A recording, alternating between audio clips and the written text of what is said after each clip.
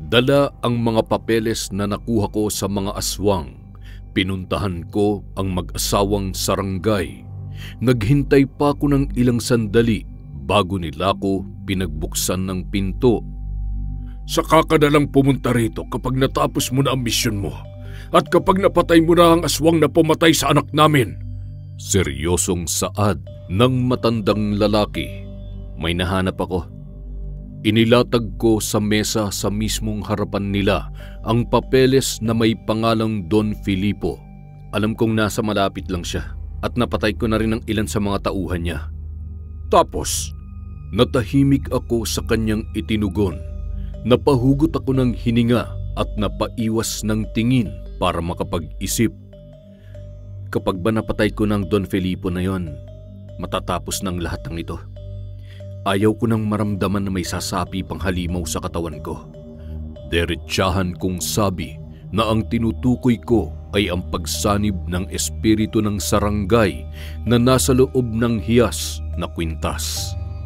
Pakiramdam ko kasi isa na rin akong ganap na halimaw. Bakit? Si Don Filipo ba ang pumatay sa anak namin? Sa pangalawang pagkakataon ako ay natahimik. Doon ko lang napagtanto na hindi ako sigurado kung si Don Filipo nga ba ang dapat kong patayin. Kung ganun, sino? Sino ba kasi ang aswang na pumatay sa anak ninyo? Sabihin nyo na sa akin para matapos ng lahat ng ito. Mariin kong saad. Ngumiti lang ang matandang lalaki at umupo. Pumasok naman ang asawa niya na may daladalang tsaa. Maghintay ka lang, Jacob. Ang aswang na pumatay sa anak namin ang siyang lalapit sa iyo sa takdang panahon. Saad ng matandang lalaki, sabay higop ng tsaa. Napabuntong hininga na lamang ako, sabay tanong sa isipan ko kung kailan nga ba ang takdang panahon na sinasabi niya. Sa ngayon magpahinga ka muna. Sunod-sunod na naging laban mo nung mga nakaraang araw hanggang kanina. Walang mapapadayong aswang sa lugar ninyo bukas at sa susunod na mga araw. Dagdag pa ng matandang lalaki. Ano? Paano nyo nalaman? Teka, pinaglalaroan nyo lang ba ako? Hindi ko napigilang itanong. Hindi umimik ang matanda. Umiwas siya ng tingin at nagkunwaring hindi ako narinig. Ano? Plano nyo lang ba lahat ng ito? Na kunwari akong pinili nitong hiyas tapos may makakalaban akong aswang? Tapos hahanapin kong aswang na pumatay sa anak ninyo? Tapos sa huli, alam nyo lang pala ang lahat ng mangyayari? Ganun ba? Kumalma ka lang, iho. Mahinahong sambit ng matandang babae. Hindi, ano ba talaga? Magkalinawan nga tayo rito. Baka pinapagod nyo lang ako sa kalalaban sa mga aswang tapos hindi ko naman mababawi ang buhay ng mga kaibigan ko. Huminahon ka. Paano kung hihinahon? Sagot ko sa matandang babae na sinubukan akong pakalmahin. Hayaan mo siya, Juliana. Sambit ng matandang lalaki sa kanyang asawa. Pagkatapos ay ako naman ang binalingan. Umuwi ka na at magpahinga. Mariin niyang wika at tinitigan ako ng mata sa mata. Hindi ko alam kung anong nangyari pero bigla na lang nanigas ang aking katawan. Hindi ko rin maigalaw kahit ang aking mga mata at namalayan ko na lang habang nakatitig sa akin ang matandang lalaki at nagulat na lang ako na nasa bahay na ako kaharap si Nanay Corazon. Jacob, kanina pa kita tinatanong. Anong gusto mong ulamin? Napatingin ako sa paligid. Nasa bahay na nga ako. Kumurap-kurap pa ako ng ilang beses para masigurong hindi ako namamalikmata lamang. Kung ano pong meron diyan, Nay? Sagot ko kay Nanay Corazon. Napahugot na lamang ako ng hininga matapos ang lahat-lahat. Sa puntong ito, may pagdududa na ako sa mag-asawang sarangay dahil sa sinabi ng matandang lalaki na walang aswang na mapapadayo sa lugar namin ngayon. Kaya naisip ko, gawa-gawa at plano lang talaga nila ang lahat ng nangyayaring ito. Tumayo na ako at dumiretso sa aking kwarto. Hinubad ko ang kwintas na hiyas at inihagis yon papunta sa aparador. Buo na ang desisyon ko. Ayaw ko nang maging parte ng kanilang plano. 5 araw ang lumipas at totoo ang sinabi ng matandang lalaking sarangay. Walang aswang na nagparamdam sa aming lugar. Hindi ko na rin sinuot ang kwintas pero oras-oras ko itong tinitingnan at hindi naman umiilaw. Inabala ko na lang ang aking sarili sa pagtulong kay Nanay Corazon sa mga gawaing bahay. Pero aaminin ko, malaking tulong sa buhay namin ang hiyas ng sarangay. Kapag kasi sinusuot ko yon at nag-iisip ako ng pera, pagdukot ko sa bulsa ay mayroon na kaagad. Kahit hindi ko pahilingin, kapag dudukot ako ay mayroon na talagang pera na mahuhugot. Pero hindi ko yun inaabuso. Hindi na rin ako naggagala pa dahil wala naman sila Berto at Kaloy. Iniisip ko na rin na sumadya sa mga bahay nila dahil baka mapagbuntunan pa ako ng galit ng kanilang mga pamilya. Pero sa kabilang banda, nagtataka ko dahil sa mga lumipas na araw, wala akong narinig mula sa kani-kanilang mga pamilya. Noong nakaraang araw, nakasalubong ko ang tatay ni Berto. Kinabahan pa ako nang tawagin niya ang aking pangalan, pero laking gulat ko nang wala siyang sinabi tungkol kay Berto. Ganoon din ang nanay ni Kaloy na nadaanan ko sa pamilihan kahapon.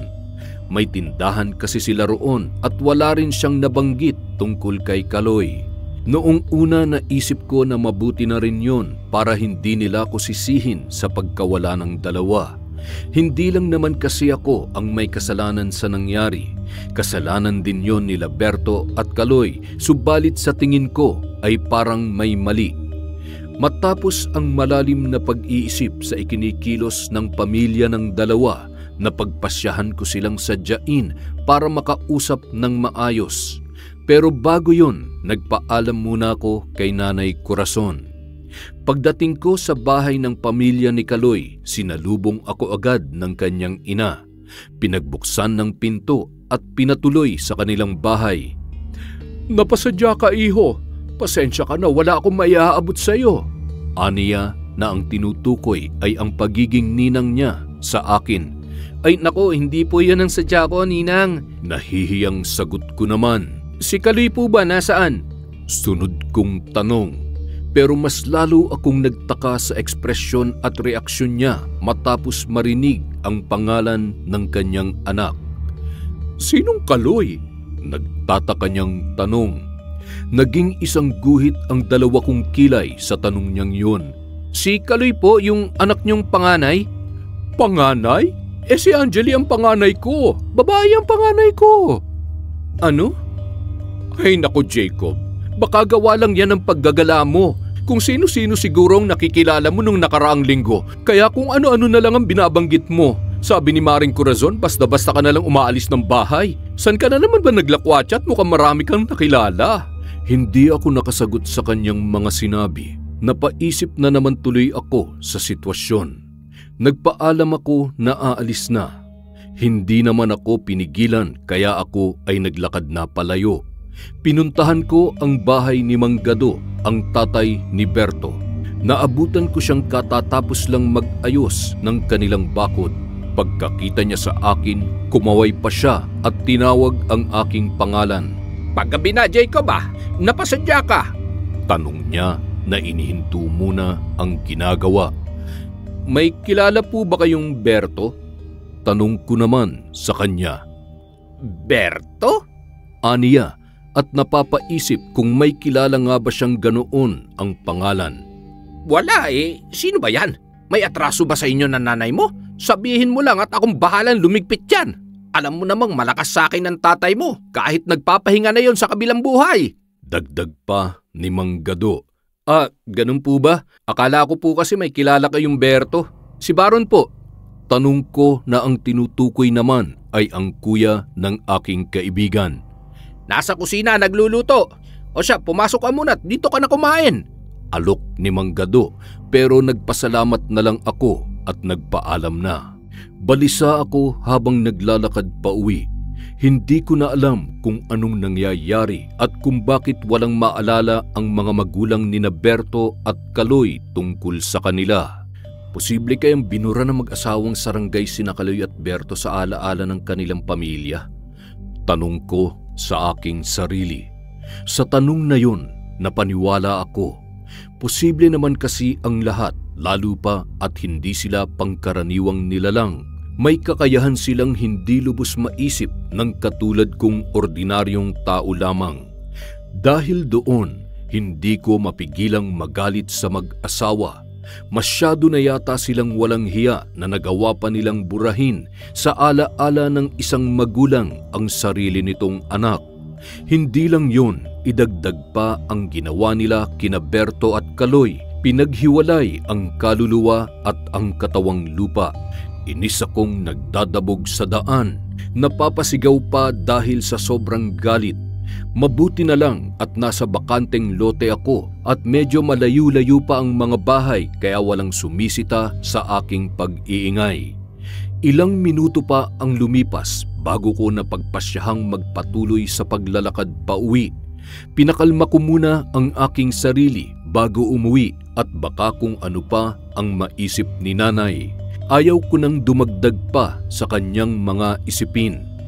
Pag-uwi ko sa bahay, nadatnan kong nakaidlip si Nanay Corazon habang nakikinig ng balita sa radyo. Dumiretso na rin ako ng kusina para makakain ng hapunan. Pagkatapos ay nagsara na ako ng mga bintana, pinto at sinindihan ang mga sulu sa labas, sa bakuran at sa likod ng aming bahay. Wala kasing ilaw sa labas dahil wala na kaming sapat na pambayad sa kuryente. Pagkatapos ng lahat-lahat ay pumasok na ako sa kwarto at nahiga. Matutulog na sana ako nang biglang mapansin ang mahihinang ilaw sa aparador. Dali-dali akong bumangon at hinalungkat ang mga damit at natagpuan ko sa ilalim nito ang hiyas na kwintas. Umiilaw yun. Ayaw ko sana yung pansinin dahil nangako ako sa aking sarili na hindi na papayag maging parte ng plano ng mag-asawang Sarangay. Subalit nang makita kong umiilaw ang hiyas, may parte sa akin na gustong tumulong sa mga taong inaapi ng mga aswang. Ilang sandali pa ang lumipas bago ko nakapagdesisyon. Nagtatalo pa ang aking isip at kalooban. Magkasalungat na desisyon para sa huli, ngunit natagpuan ko na lang ang aking sarili na isinusuot na ang hiyas. Nagmamadaling lumabas at sinundan ang direksyong itinuturo ng kwintas. Dinala ko nito sa tabing ilog at natagpuan ko ang aswang na kung tawagin ay manananggal. Nadatnan ko itong nakapatay na ng biktima at bata pa talaga. Nang akma na itong lilipad, hinarangan ko siya. Nagulat naman ito nang ako ay makita. Sinubukan niyang lumipad sa kabilang direksyon pero naharangan ko rin. Mabuti na lang at nakakalipad din ang espiritu ng Sarangay na sumasanib sa akin. Sino ka ba? Anong kailangan mo't hinaharangan mo ako? Galit nitong turan. Ikaw, sino ka para mambiktima ng mga taong walang kalaban-laban? Balik kong tanong sa kanya. Ibig sabihin kalaban kita! Aniya at nagmamadaling sumugod. Hindi ako nagpatakot. Sinalubong ko ang pag-atake niya at agad siyang bumagsak sa lupa. Hindi ko na rin pinayagang makabawi pa. Ginilitan ko ng leeg gamit ang nagtutulisan kong mga kuko at hinati pa ang kanyang ulo. Nangisay ang katawan nito at natatarantang gumapang-gapang. At dahil hindi na siya makakita dahil pugot na ang kanyang ulo, pagapang-gapang na lamang siya sa lupa. Binitbit ko yon at pinuntahan ang kalahati niyang katawan na itinago niya sa ilalim ng puno ng kawayan. Ibinagsak ko ang katawan niya at binalingan ng pansin ang kalahati pa. Umusok ang aking ilong dahil sa galit nang makitang umabot siya sa ibabang bahagi ng kanyang katawan. Ngunit dahan-dahan na siyang nasunog hanggang sa naging abo na lamang. Lalapitan ko pa sana ang abo pero hindi ko na nagawa nang makarinig ako ng pagsigaw ng kung sino na sinundan pa ng pag-iyak ng sanggol. Tiningnan ko ang hiyas. Lumalakas ang pag-ilaw nito kaya naman pinuntahan ko agad kung saan nanggagaling ang ingay na yon. Sa kalagitnaan ng kakahuyan, natagpuan ko ang mag-inang hinahabol ng aswang. Duguan na ang ina at hindi naman matigil sa pag-iyak ang sanggol na bitbit nito. Hindi na ako tumunganga pa at sinalubong ang humahabol sa kanila. Wala nang patawad pa, nang mahawakan ko ito sa braso ay binali ko agad at inihambalos sa puno ng kahoy. Sa sobrang lakas ay nabali ang buto nito sa likod na tumagos sa kanyang tiyan. Nang hihina yung bumagsak sa lupa at naghihingalo. Tinapos ko naman agad-agad at pinaghiwa-hiwalay ang mga paa, kamay, binti at ulo sa katawan. Pagkatapos ay nilapitan ko ang mag-ina para alamin kung ano ang kanilang lagay. Sinugod ng mga aswang ang bayan ng Magdalena! Humahagulhol na saad ng ina. Kami na lang ng sanggol ko ang nakatakas sa pamilya namin. Hindi ko rin alam kung may nabubuhay pa, maliban sa amin. Dahil nung tumakas ako, marami nang nangamatay. Magdalena, pag-uulit ko, may kalayuan ang bayan na yon. Ilang bundok din ang madadaanan bago makarating at ang mga bundok na yon ay hindi basta-basta. Madalas ding may nababalita ang hinaharang ng aswang. Umiilaw pa rin ang hiyas at matapos ang ilang minutong pag-iisip, nakapagpasya na ako at pupuntahan ko ang bayan ng Magdalena. Ihahatid ko muna kayo sa amin para may masilungan kayo ngayong gabi. Gulat ang sumalubong sa akin paglingon ko sa dalawa. Kasabay noon ay ang paglapat ng aking likod sa tikasing puno hindi kalayuan.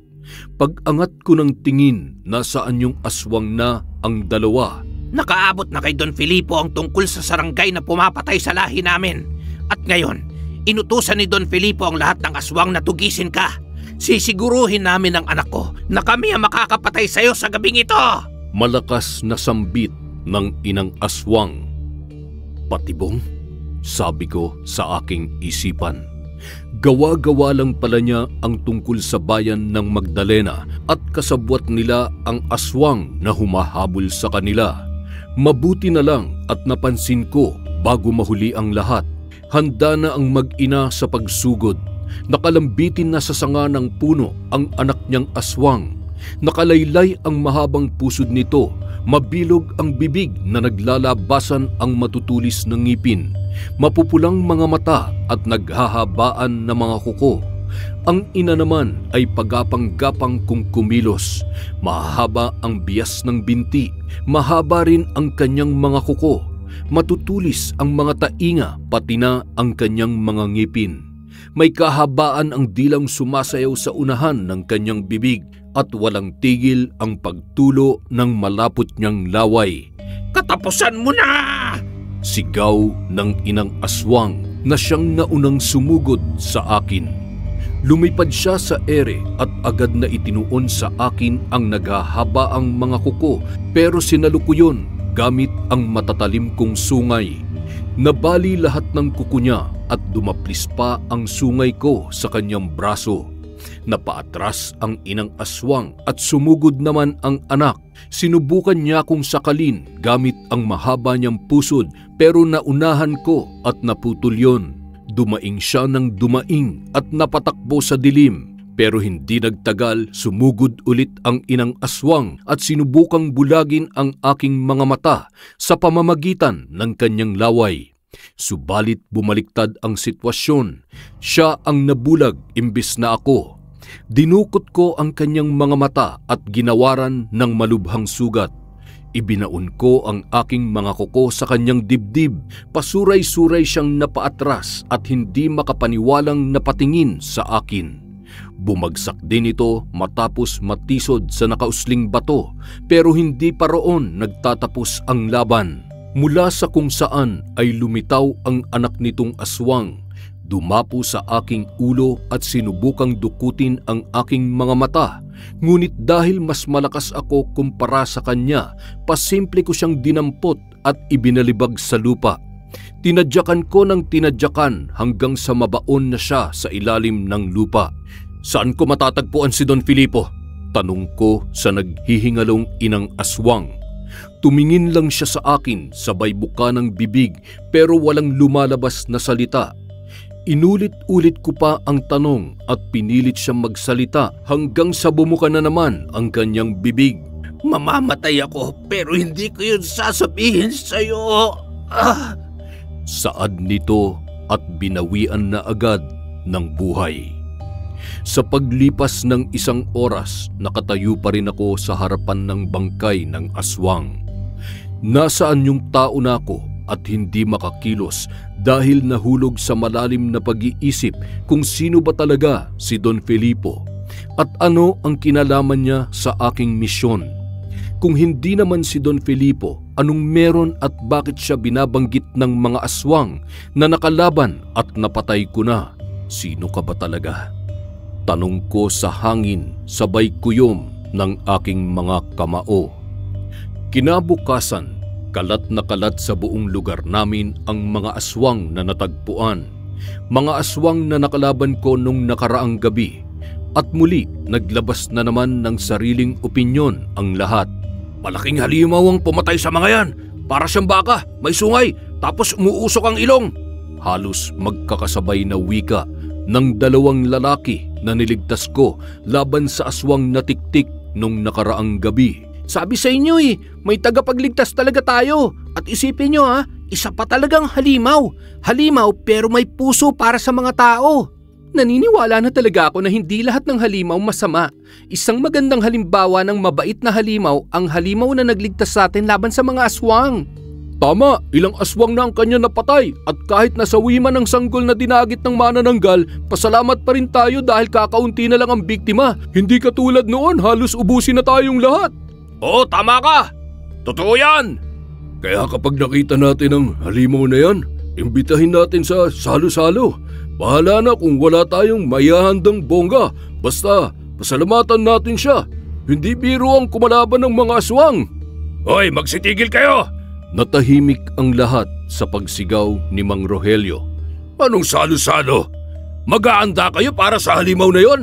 Talaga bang iniligtas niya tayo? O baka naman palabas lang din ang halimaw na yan? Ang iligtas tayo para sa huli, siya nga atake sa atin. May punto ka, Mang Rogelio. Jesus! Ang sabihin mo, wala ka na namang mapagbuntungan ng sama ng loob mo. Patong-patong na kasi ang problema mo kaya nakikisawsaw ka na lang sa amin. Matapang nasagot ng isang baklang tambay. Oo nga, kung anong problema mo sa bahay mo, wag mo na kaming idamay. Hindi ka naman namin pinakikialaman . Singit pa ng isa. Manahimik kayo! Ang bobobo nyo, ang tatanga nyo! Mag-isip nga kayo! Sagot ni Mang Rogelio. Ikaw ang mag-isip, Rogelio. Talaga bang hindi pa humuhupa ang galit mo sa bagong tagapagligtas? Mabuti pa kasi ang halimaw na gawa niyang iligtas ang tao laban sa mga aswang. Ikaw, nung ikaw pa ang kapitan, puro ka lang naman tago at waldas ng pera. Napuno ng bulong-bulungan ang buong lugar. Nahalungkat na naman ang nangyari, ilang taon na ang nakalipas. Lahat isinisisi kay Mang Rogelio na dating kapitan. Narinig ko rin sa usap-usapan ng matatanda na kahina-hinala ang biglaang pagyaman ni Mang Rogelio. Kung tutuusin daw kasi, wala namang pera ang lugar namin. Bukod sa maliit lang ang bilang ng mamamayan, wala rin talaga itong pinagkakakitaan. At noong kasaganaan ng pagsalakay ng mga aswang, palagi na lang siyang nagtatago sa kung saan-saan. Sa madaling salita, sarili lamang niya ang kanyang iniintindi at iniisip. Hindi na ako nakinig pa sa usapan. Nilagpasan ko na ang malapagtitipong yon at nagmamadaling nilakbay ang daan patungo sa bundok, sa bahay ng mag-asawang sarangay. Tao po! Tao po! Tawag ko mula sa labas. Nakailang pagtawag pa ko bago nila pinagbuksan. Magandang umaga, iho. Nakangiting bungad ng matandang si Juliana, ang babaeng sarangay. Tumuloy ka. Pagpasok ko sa bahay, nagulat na naman ako dahil naging parang palasyo ang loob. Purong ginto ang nakikita ko mula sahig hanggang bubong. Namamanghang nakatitig na lamang ako sa mga ito.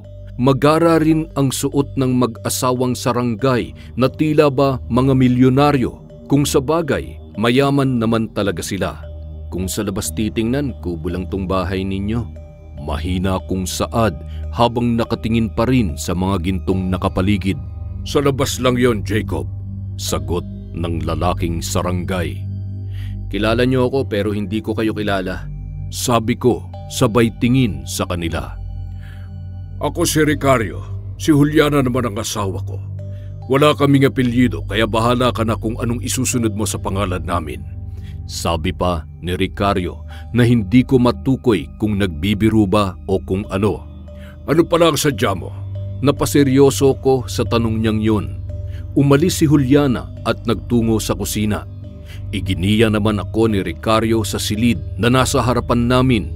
Hindi ko rin maitago ang pagkamangha pagkapasok sa silid na yon. Parang opisina ng isang nagmamay-ari ng kumpanya. Kilala mo ba si Don Filipo? Tanong ko nang ako ay makaupo. Sa'yo ko lang narinig ang pangalang yan. Sino ba siya? Balik na tanong ni Ricario. Natahimik ako saglit.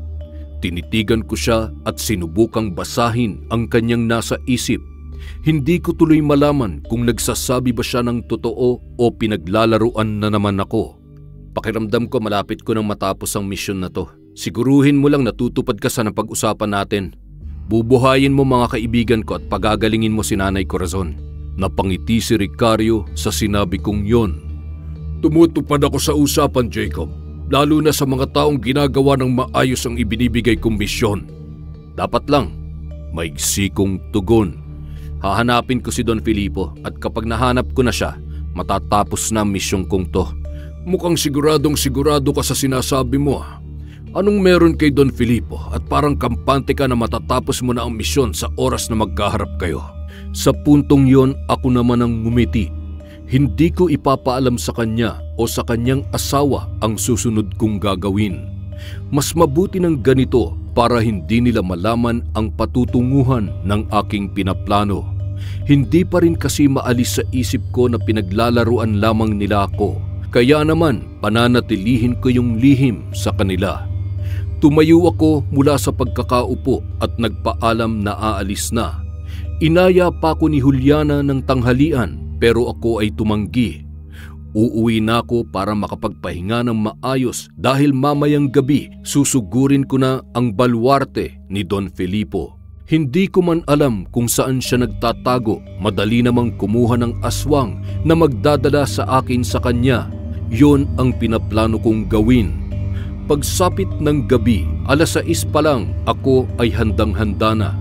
Hinintay ko lang kung kailan matutulog si Nanay Corazon para hindi na siya magtanong pa at baka hindi niya pa ako payagang umalis. 2 oras pa ang aking hinintay at pagpatak ng 8:00, nakaalis na ako dahil nakatulog na ang aking nanay. Sa aking paglabas ay tahimik na ang buong sitio. Nasa itaas ng pinakamataas na puno ako nag-aabang. Mula roon ay tanaw ang kabuuan ng lugar namin. Hinintay ko lang kung kailan makakaamoy ng bakas ng aswang ang hiyas. Hindi nagtagal ay nagsimula na itong umilaw. Agad din akong napatingin sa partikular na lugar na itinuturo nito. Tumalon na ako mula sa puno at paglapat ng mga paa sa lupa ay naging ganap na akong sarangay. Mabilis kong pinuntahan ang sinasabing lugar ng kwintas at sa mismong bahay ni Mang Tunying, naabutan kong nakikipaglaban siya sa aswang na gustong kunin ang kanyang 5 taong gulang na apo. Nasa kalagitnaan ng taniman ng mais ang bahay ni Mang Tunying at sa bahaging yon ng sityo ay tanging bahay niya lamang ang nakatayo. May kalayuan yon sa iba pang kabahayan. Hinawakan ko sa magkabilang binti ang aswang na halos makapasok na sa bintana. Nagtatakang napatingin ito sa akin at bago pa man makapagsalita ay hinatak ko na sabay hambalos sa lupa. Hindi ito nakagalaw agad dahil sa lakas ng pagkakahambalos ko. Patayin mo na ang aswang na yan! Naiiyak at galit na sigaw ni Mang Tunying habang yakap-yakap ang humahagulhol na apo. Tinanguhan ko lang siya at kinaladkad patungo sa kakahuyan ang aswang.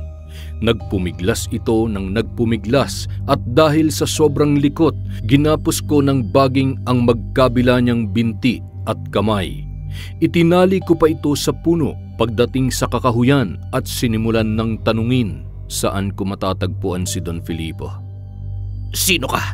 At ang lakas ng loob mong itanong kung nasaan si Don Filipo? Balik nitong tanong sa akin. Ginawaran ko siya ng suntok sa muka at nagtanong ulit. Ibubuka mo lang ang bibig mo kapag sagot sa tanong ko ang sasabihin mo. Saan ko matatagpuan si Don Filipo? Dumaing lang ito gawa ng pagkakasuntok ko. Nang hindi pa siya nagsalita ay sinuntok ko siyang muli. Nang hindi pa rin ay napilitan na akong patikimin ng kalupitan. Ibinaon ko ang naghahabaan kong kuko sa kanyang hita. Napalakas ang sigaw nito na halos yanigin ang buong kakahuyan. Nang ayaw pa rin niyang magsalita ay pupugutan ko na sana ng ulo kaya napilitan na rin siya. Ituturo ko na! Ituturo ko na! Natataranta niyang sabi. Nasaan si Don Filipo? Sa bundok Kalimos, sa bayan ng Magdalena, sa mismong bundok na yon. Nandun ang pabrika ni Don Filipo at doon mo siya matatagpuan. Paano ko malalamang nagsasabi ka ng totoo? Paniniguro kong tanong na may pagbabanta sa aking boses. Nagsasabi ako ng totoo. Isa ako sa nakatira doon. Trabahador niya ako sa pabrika. Totoo ang sinasabi ko. Ano ang ginagawa sa pabrikang yon? Usisa ko pa. Delata at damit. Sa sagot niyang yon, napaisip ako sa pinamigay ng mga lalaki noong nakaraan sa aming lugar. At isang lugar na ito sa binigyan ng produkto ni Don Filipo. At bukas o sa makalawa, o baka nga ngayon na nalalason na ang buong mamamayan sa lugar na ito. Aniya at sinubukang kalmutin ang muka ko ng kamay niyang nakawala sa pagkakatali. Dahil sa pagtatapat niyang yun, hindi ko na siya pinatawad pa at ibinaon ko siya sa mismong kanyang kinatatayuan. Nagmamadali akong tiningnan ang aking kasityo at katulad ng sinabi ng aswang na yon, nag-umpisa ng malason ang mga tao. Kahit nakatayo lang ako sa taniman ng mais, nakikita at naririnig ko ang daing ng mga yon. Masakit ang ulo ko! Nahihilo ako! Aray ko, ang tiyan ko! Nalason yata ako!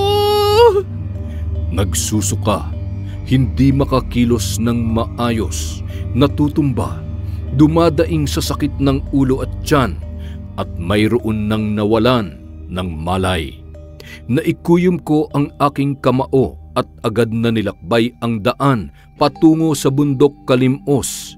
Pagdating ko sa mismong bundok na yon, hindi lang umilaw ang hiyas, umiinit na rin ito at pakiramdam ko pa'y anumang oras ngayon ay pwede na yung sumabog. Katulad ng sinabi ng aswang, sa mismong bundok nga ang pabrika ni Don Filipo. May pinto ang mismong bundok at nakikita ko ang mga tauhang nagkakarga ng karton-karton sa hindi mabilang na truck. Paisa-isa na rin itong umaalis at bago pa mang tuluyang makaalis, pinigilan ko ang mga yon. Gamit ang usok na lumalabas sa aking ilong, naging bato ang mga tauhang yon, pati na ang mga sasakyan. Lumabas na ako sa pagkakatago at pasimpleng naglakad papasok sa loob ng pabrika. Pagkapasok ko pa lang ay napasalang na ako kaagad sa bakbakan. May mga trabahador kasi akong nakasalubong at bago pa man makagawa ng ingay ang mga yon ay pinatahimik ko na. Binabalian ko ng leeg, ang iba naman ay pinupugutan ko ng ulo nang walang pagdadalawang isip. Sa mahabang daanan pa lang papunta sa pinakasentro ng pabrika, maraming trabahador na aswang na ang aking napatay. Pagdating sa pinakasentro, bumungad sa akin ang produksyon nito. Mga naglalakihang makinang gumagawa at nagpuproseso sa produkto nilang delata. Sa kabila naman ay ang mga mananahi na abala sa pagtatahi ng damit. Dinampot ko ang bakal sa gilid at paulit-ulit itong ipinukpok sa bakal na hawakan ng hagdan. Sa ginawa kong yon, nakuha ko ang atensyon ng lahat ng trabahador. Sino sa inyo si Don Filipo? Sa tanong kong yon, nagkatinginan silang lahat. Pero dahil kalaban ang tingin nila sa akin, paisa-isa silang sumugod. Hindi ko naman sila inatrasan kahit pa sobrang dami nila. Ginamit ko ang buong lakas ko para patumbahin at putulan ng hininga ang sinumang makakalapit sa akin. Pugot ulo rito, pugot ulo doon. Gilit ng leeg dito, gilit ng leeg doon. Hambalos dito, hambalos doon. Paulit-ulit na pagbaon ng kuko sa lalamunan at tiyan ng mga aswang. At ginamit ko na rin pati ang lumalabas na usok sa aking ilong upang gawing bato ang iba pang aswang, hanggang sa kontrolado ko na ang lahat at wala nang natira pa. Pinasok ko ang maliit na opisina sa dulo ng pabrika. May nakita ko rong nag-iisang litrato ng isang matandang lalaki. Magara ang suot nito at mukhang mayaman. Sa dulo ng litrato may nakaukit na pangalan, Don Filipo Suarez. Napagtangis ko ang aking mga bagang habang nakatitig sa litratong yon. Ilang sandali pa ay binasag ko ang frame ng litrato at pinunit. Umalis na rin ako sa pabrika, pero bago yon, nagsimula ako ng sunog. Sumabog ito at para hindi mapansin ng taong bayan ang insidenteng yon, ginamitan ko yon ng kapangyarihan. Hindi mahahalata ng tao ang nangyaring pagsabog sa bundok, pero malinaw na makikita ni Don Filipo. Binaybay ko ang daan paalis sa lugar, pero habang ako ay naglalakad, umilaw ulit ang hiyas at may naririnig akong boses. Ipinapangako ko, Don Filipo, ibibigay ko sa iyo ng buo ang mga tao sa sityo ko. Pagbigyan mo lang ako ng isa pang pagkakataon. Pagmamakaawa ng boses. Boses na masyadong pamilyar para sa akin. Patunayan mo muna ang sarili mo. Sagot ng isa pang boses.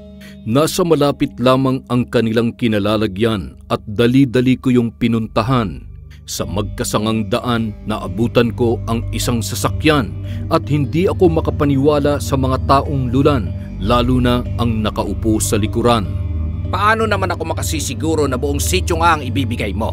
Binigo mo na ako nung una nating transaksyon, kaya mahirap na magtiwala sa iyong muli. Kalmadong sagot ng lalaking bihis na bihis at tinatawag na Don Filipo ng may katandaang lalaki. Basta pangako, Don Filipo, pagbigyan niyo lang ako. Pagbigyan niyo lang ako, maawa kayo sa akin. Nag-isip sandali ang naturang Don Filipo at ilang saglit pa'y sinenyasan ang kanyang tauhan na naghihintay sa labas ng kotse. May kinuha itong dalawang malalaking itim na handbag sa likod ng kotse at binuksan ang gawin ni Don Filipo. Bumaba siya sa kotse, pati na ang lalaking may katandaan. Pinapirma pa ito sa isang dokumento at abot langit ang saya matapos matanggap ang dalawang bag. Bukas ng gabi, Don Filipo, iyong-iyo na ang buong sityo ko. Natutuwa pang saad nito. Tandaan mo, Rogelio, kapag pumalpak ka ulit, lamang loob mo ang uunahin kong kainin. Mariing sagot ni Don Filipo at tinalikuran na si Mang Rogelio. Kumaway-kaway pa si Mang Rogelio habang nagkakanda hirap-hirap sa pagbitbit ng naglalakihang bag. Hindi niya nga ito halos mabuhat. Nang mawala na sa paningin naming pareho ang sasakyan ni Don Filipo, ibinuhos ko na ang atensyon ko sa taksil na matandang lalaki. Hindi binaybay ni Mang Rogelio ang daan pauwi. Lumihis siya at sa kagubatan dumaan. Palingon-lingon pa siya na parabang ayaw niyang may makakita o makasunod sa kanya. At dahil may kapangyarihan ako ng tagabulag, hindi niya ako napansing nakasunod. 10 hakbang lamang ang pagitan naming dalawa. Tingnan natin kung hindi kayo mainggit sa akin. Aniya sa sarili habang buong lakas na binubuhat ang dalawang bag. Paminsan-minsan pa ay hinahatak na lamang niya yon dahil hindi na nakakaya ang bigat. Sinundan ko lang siya ng sinundan hanggang sa makarating siya sa kanyang bahay. Nasa kalagitnaan yon ng pinyahan at yun lang din ang bahay na nasa lugar na yon. Pasimple lang din akong sumunod sa kanya pagpasok sa loob. Pabor dahil hindi naman niya ko nakikita. Isinarapan niya ng maayos ang pinto pati na ang mga bintana at binuksan na ang 2 bag. Tumambad sa harapan ko ang hindi mabilang-bilang na salapi at mayroon pang mga ginto. Hindi matigil sa kakatili si Mang Rogelio dahil sa tuwa sa nakuhang pera kay Don Filipo. Sa puntong yon, gusto ko na talaga siyang durugin gamit ang aking mga kamay. Kahit nung kasama niya pa si Don Filipo, pero nagpigil muna ako ng sarili. Gusto kong alamin kung ano ang kaugnayan ng dalawa sa isa't isa. Wala na akong pakialam kung maulit man ang nakaraan. Ginalit ako ng buong Sitio Opolong, kaya ibinenta ko na sila kay Don Filipo. Aniya na hindi pa rin mawala ang ngiti sa mga labi. Habang isa-isang tinititigan ang salaping inaamoy-amoy niya pa. Naningkit ang mga mata ko sa sinabi niyang yun. Humugot ako ng hininga at matyagang hinintay ang susunod na sasabihin. Sa pangalawang pagkakataon, sasalakay ulit ang mga aswang dito sa Sitio Opolong. At kapag nangyari yon, aalis na ako rito. Hindi na ako mananatili sa basurang sityong ito. Sa sinabi niyang yon, tila napagtagpi-tagpi ko na ang lahat. Si Mang Rogelio pala ang punot dulo ng malaking sakunang pagsalakay ng mga aswang sa aming sityo. Kung hindi ako nagkakamali, ipinagkanulo niya ang kapwa niya kasityo kapalit ng malaking halaga katulad kung paano niya kami ibinenta kay Don Filipo ngayon. Kaya pala kalmado lang siya at hindi nagpakita nung panahong yon. Yun pala ay siya ang dahilan ng lahat-lahat. Ang walang kaluluwa nagganid sa pera. Halos madurog na ang mga bagang ko sa pagtatangis. Unti-unti na ring bumabaon ang kuko ko sa palad sa mahigpit na pagkakakuyom ng aking mga kamao. Patawarin man ako ng Diyos o hindi, ngunit may mapapatay akong tao sa gabing ito. Nagmamadaling ibinalik ni Mang Rogelio ang pera sa naglalakihang bag. Pagkatapos ay nag-impake na siya at handa nang umalis sa aming sityo. Pero hindi ko siya pinayagan. Nagpakita ko sa kanya at agad ko siyang sinakal.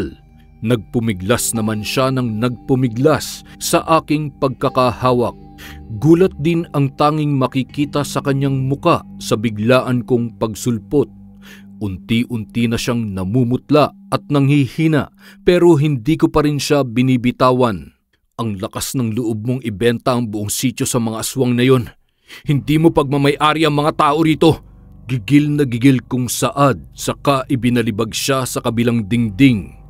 Napadaing ng napadaing si Mang Rogelio at buhat sa malakas na pagkakabalibag, hindi na siya nakakilos pa.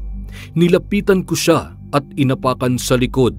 Sino ka sa tingin mo para ipagbili ang mga tao rito sa Sitio Opolong? Ha? Wala ka namang ibang papel dito kung hindi mamamayang walang kaluluwa. Galit kong bulyaw sa kanya. Dinampot ko siya at ibinalibag na naman sa kabilang dingding. Bahagya nang nawasak ang kanyang bahay dahil sa paghagis ko sa kanya. Duguan na rin siya at nabasag na ang salamin sa kanyang mga mata. Hindi naman siya matigil sa pagsigaw dahil sa matinding sakit na kanyang nararamdaman. Sino ka ba? Bakit mo ito ginagawa sa akin? Aniya sa kalagitnaan ng pagdaing. Kahit na naghihirap na siya, ay sinusubukan pa rin niyang makatakas sa akin. Subalit hindi ko yun pinayagan. Dumadampot siya ng mga bagay sa paligid at inihahagis yun sa akin pero wala rin naman yung silbi. Mga ninuno ko ang namuno sa sityong ito magmula pa noon.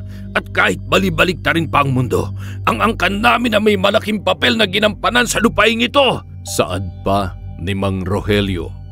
Inihagis ko siya ulit paitaas at hinayaang bumagsak sa sahig. Nadurog na ang kanyang muka at bibig pero hindi ko pa rin siya pinakitaan ng awa. Kung mauulit man ang pagsalakay ng mga aswang sa sityong ito, sisiguruhin kong ikaw na ikaw ang una nilang kakainin. Saad ko at inihagis siya ulit. Sumapul ang ulo niya sa haligi at sa puntong ito ay nawalan na siya ng malay. Binilisan ko na rin ang pagkilos. Iniligpit ko si Mang Rogelio sa pamamagitan ng pagbalot ng buong katawan niya ng kumot. Siniguro kong hinding-hindi siya makakatakas. Dinala ko siya doon sa may pinakamataas na puno sa sitio at isinabit ko siya sa sanga at binalak na iwan doon. Hoy, malibaw ka! Anong ginagawa mo sa akin? Takot na takot niyang tanong nang siya ay magkamalay. Tiningala ko siya sa itaas at tiningnan lamang sa loob ng ilang segundo. Pakawalan mo ako! Pakawalan mo ako, sabi! Ginamitan ko siya ng kapangyarihan upang matahimik. Biglang nawala ang kanyang boses at kahit anong sigaw pa niya ay wala kang maririnig mula sa kanyang bibig. Kahit paman may tumingin sa punong kinalalagyan niya, hindi siya direktang makikita dahil na rin sa kapangyarihang ginamit ko. Kahit may lumapit pang tao sa kanya ay hindi pa rin siya nito matatagpuan. Iniwanan ko siya doon at bumalik sa bundok Kalimos upang si Don Felipo naman ang iligpit. Pero habang nasa daan ako papunta roon, may aswang pa kong nakasalubong. Aswang na may bitbit na buntis at sinusubukang kalabanin ng asawa nito na mayroong dalang itak. Bitiwan mong asawa ko! Galit na sigaw ng lalaki at sinubukang tagain ang aswang, subalit ito ay nakailag. Lumapit na rin ako para tumulong. Binalian ko agad ng leeg ang aswang at inilayo sa buntis. Nagmamadali namang lumayo ang dalawa dahil sa sobrang takot na nararamdaman. Hinarap ko ang aswang dahil humihinga pa rin ito kahit bali na ang leeg. Bumalik pa sa dati ang leeg nito at basta na lamang akong sinugod. Hindi ko siya inatrasan. Sinalubong ko ang pag-atake niya at sinukat kung hanggang saan ang kanyang kakayahan. Wala rin namang ipinagkaiba sa mga aswang na nakalabang ko na. Mukha lang malakas at agresibo pero mapapatay rin naman sa bandang huli. Hindi ko muna ito tinapos dahil may napansin akong kakaiba sa kanya. Kusang naghihilom ang kanyang mga sugat at sobrang bilis ng kanyang pagkilos. Kung ganon, ikaw pala ang sarangay na nagliligtas sa mga tao na sinasabi ng mga kalahi ko. Ang sarangay na pumatay sa dalawa kong kalahi. Aniya na tumatangis kahit ang pagtatangisan ng kanyang mga bagang ay aking naririnig. Wala namang mamamatay sa lahi ninyo kung hindi nyo pakikialaman ng mga tao. Sagot ko sa kanya. Nakatadhana ang mga tao para sa aming mga aswang. Nakatadhana para maging pagkain namin. Sagot pa niya at dali-daling sumugod. Tumalon siya at agad na itinuon sa akin ang naghahabaan niyang mga kuko. Sinalubong ko siya sa hangin at sinalo ang mga kukong yon gamit ang aking sungay. Kasabay ng paghiwa ng sungay ko sa hangin ay ang pagkaputol ng kanyang mga kuko. Nadaplisan pa ang kanyang mga daliri at pagbagsak namin sa lupa ay nagmamadali siyang umatras. Lihim na napapadaing dahil sa hapdi ng kanyang sugat. Yan lang ba ang kaya mo? Tanong niya pa sa akin. Aaminin kong bahagyang nagulat ako nang mapansin ang mga daliri niyang naghihilom at tumutubo ulit ang kanyang mga kuko. Ngumisi pa ito at ako ay pinagtawanan sa hindi ko malamang dahilan. Gulat ka, no? Kakaiba ako sa mga aswang na madali mo lang napatay at sasabihin ko sa'yo, isang pagkakamali ang kinalaban mo ko. Sigaw niya at sumugod na namang muli. Sa puntong yon, nagulat na naman ako. Bigla siyang nawala sa aking paningin at tumahimik na lang din bigla ang paligid. Tumingin-tingin ako sa paligid at kahit saan man ako mapatingin ay hindi ko matagpuan ang aswang na yon. Ilang sandali pa ay napaluhod na lang ako nang makaramdam ng hapdi sa aking hita. Pagtingin ko ay mayroon na yung malaking sugat. Tumingin ako sa harapan at nandun na ang aswang pero bigla rin siyang nawala at napadaing na naman ako nang maramdaman ang paglapat ng kanyang mga kuko sa aking likuran.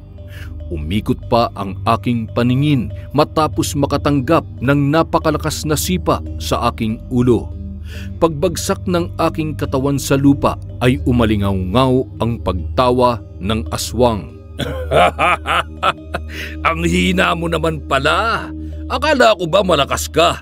Akala ko ba mahirap kang patumbahin dahil marami-rami ka na ring napatay na aswang?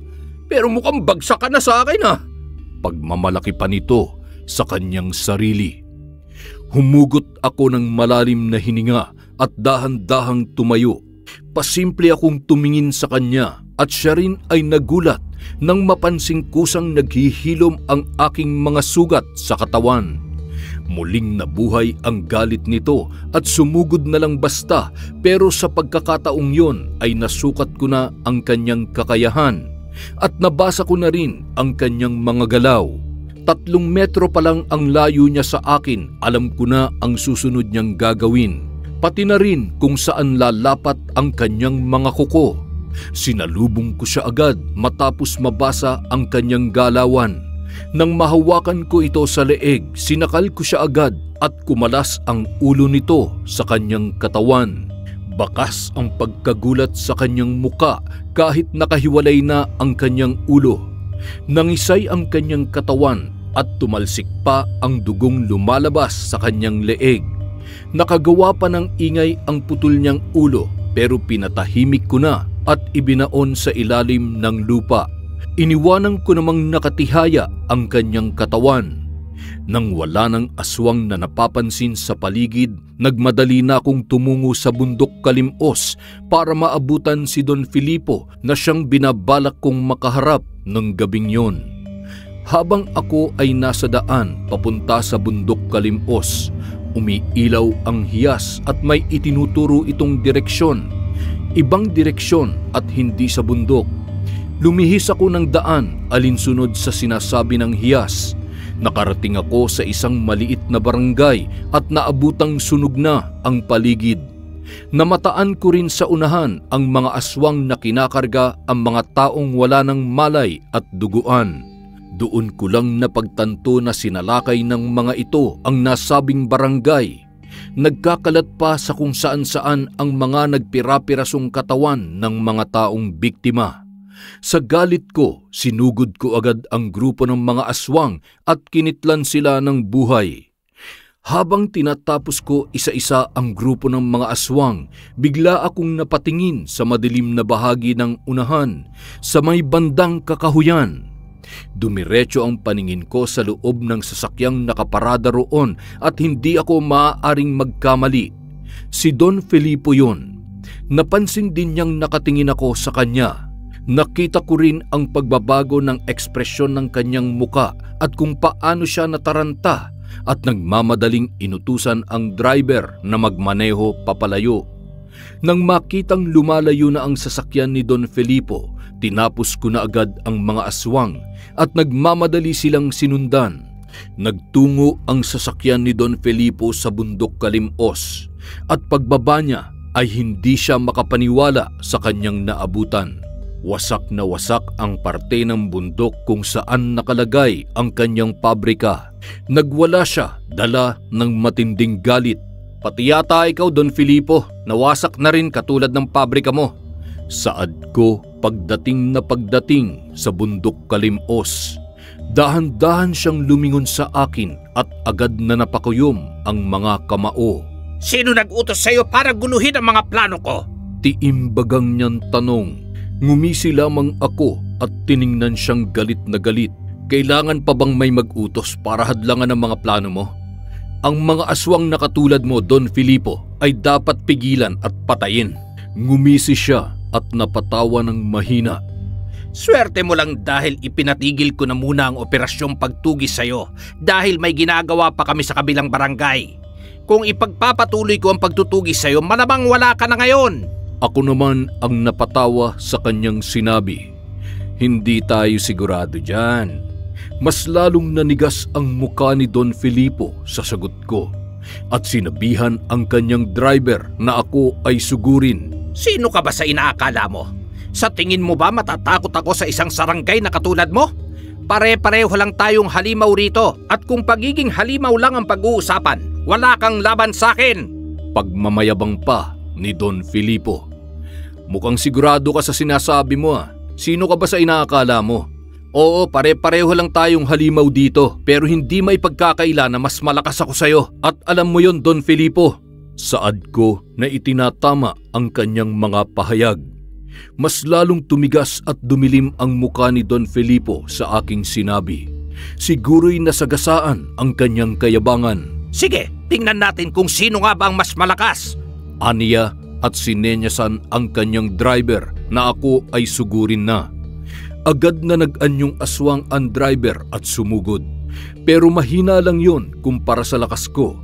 Nahawakan ko siya sa kaliwang binti at agad na inihambalos sa lupa, saka ibinalibag sa puno sa gilid.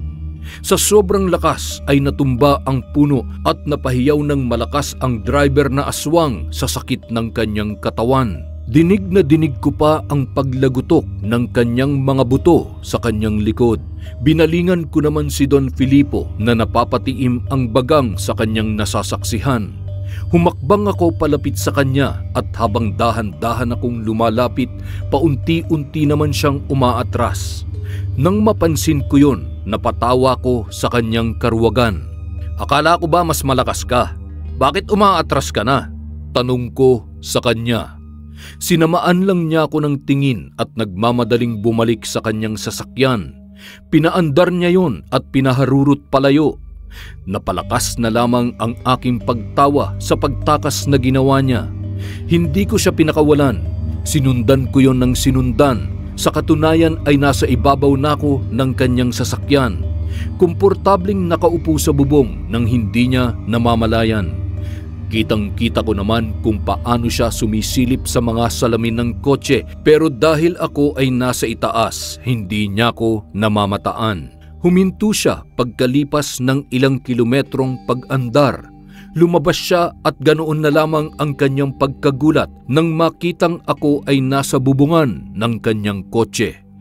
Puro ka lang pala salita, Don Filipo.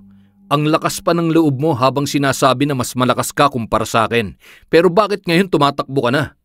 Wala pa nga akong ginagawa sa'yo, tumatakas ka na. Ganyan ka ba kaduwag at umaasa lang sa mga aswang mong tauhan? Sunod-sunod kong tanong nang ako ay makababa. Umaatras siya ng umaatras. Hindi na lang din ako humakbang pa at baka maubos na ang aking oras sa kakahabol sa kanya.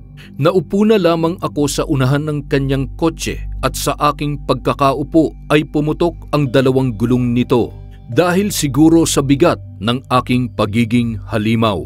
Pagbibigyan kita, Don Filipo. Napapansin kong hindi mo na kaya pang mag-anyong aswang dahil sa nakatarak na kapirasong hiyas ng sarangay dyan sa puso mo. Aminin mo lang ang totoo at baka hayaan pa kitang makatakas. Yun ang sabi ko sa kanya. Kumunot ang kanyang noo sabay tanong. Paano mo nalaman ang tungkol sa bagay na yon? Nakikita at nararamdaman ko ang puwersa ng kapirasong hiyas na bumaon at bumara dyan sa puso mo.